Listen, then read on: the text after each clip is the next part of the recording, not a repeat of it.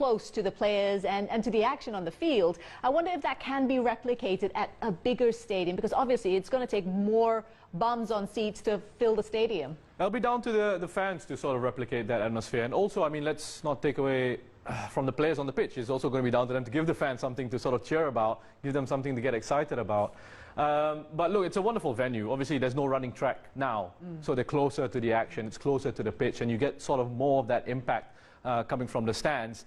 I just wonder whether, you know, when you think about last season when they were playing at Larkin, when you think about teams from East Asia going over there, playing on not such a perfect pitch, on cow grass, and perhaps sometimes if it rained, you know, it gets really muddy, gets really heavy, which is not something that teams from East Asia are used to playing on, the surface are used to playing on, in that humidity, in those conditions, something a little bit different. You know, the dressing rooms are not perfect like this. Whether they're now coming into these games and thinking, wow, it looks nice and comfortable, this is a little bit more like what we're used to back home, you know, playing in World Cup stadiums and things like that. You know, it's too perfect. I mean, it sounds like a criticism, but it's not. It's just how wonderful this ground is. And I just feel like perhaps some of that character from Larkin has been taken away.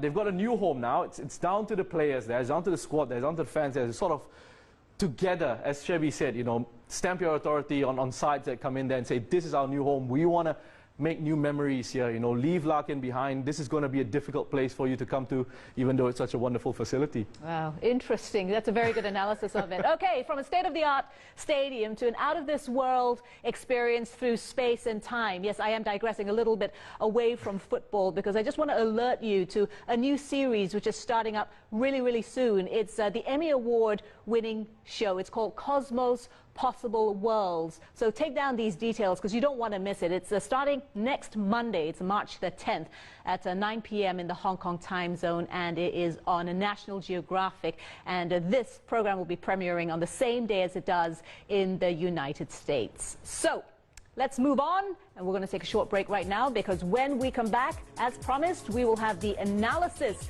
from Shebi and Roshan, and we'll also bring you all the team news and the key players to look out for in this match between JDT and Suwon Bluewings.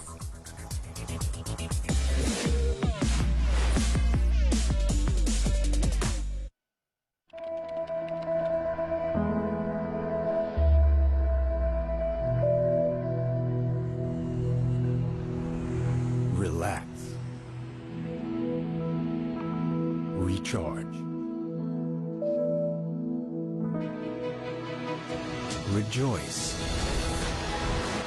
Enjoy amazing Thailand like never before. Fly non-stop smoothly to Thailand. Oh, it's beautiful! That has got to be one of the goals of the season. The explosive. What a way to score it. The spectacular. That was sheer brilliance.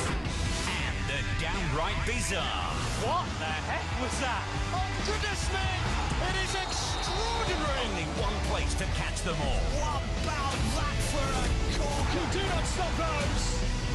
Goals on Fox Sports.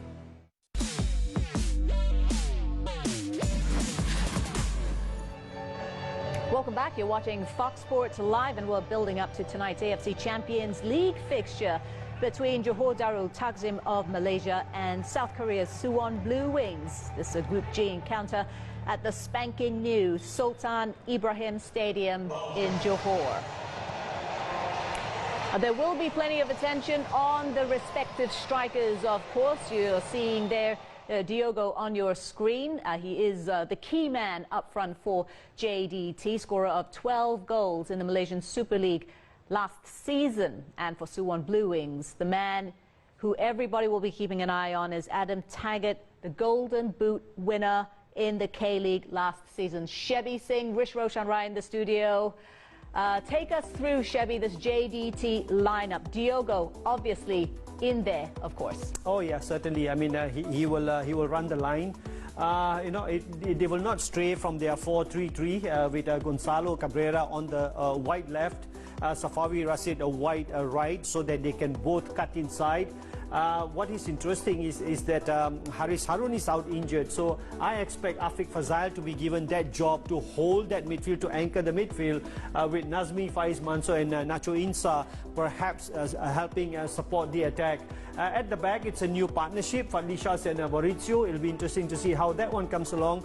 Kunalan at right back had a nightmare in the first game against Vissel Kobe, but he's a fighter. I'm sure that he will put in a better performance today.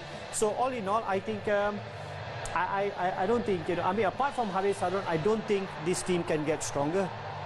Okay, so JDT have had I think it's been about a 3-week break since their first match against the Vissel Kobe. So it'll be really interesting to see how they're feeling ahead of this match. Well, let's hear from their head coach, Benjamin Ropmora. Well, always games are different, so the style and the idea that we have will not change a lot. Some of the players will change, and some of the disposition and the intention that we have in this game will change too. But mostly we're JDT, we have our DNA and we have our style. Share a bit about your DNA and philosophy for this season and the JDT. Well, of course, JDT needs to think that we need to propose in every game. We need to propose in attack, we need to propose in defense, we need to be, we need to try to have the ball the more time that we can. Try to control the actions, but sometimes it's not easy to control them all. So, but we always try. It's still early of the season, but chemistry between the players that come into the team this season, you satisfied, happy with them? Yeah, completely. Yeah, the environment and the way they bond to each other it's perfect. We had a great preseason in Dubai, and now we are trying to apply everything that we learned. All right, thank you. Benjamin Mora, the head coach of JDT, speaking there. Now let's talk tactics. I mean, 3 weeks ago against Vissel Kobe, JDT looked disorganized, they looked overwhelmed. They said even that they were star-struck. So, Shebi, now's the time to press the reset button and start things all over again. Tactically, how do they set up, and how should they play against the Suwon side? Well, we've spoken about their 4-3-3, and that's exactly what they'll be doing. The only concern is, Diogo does not like being a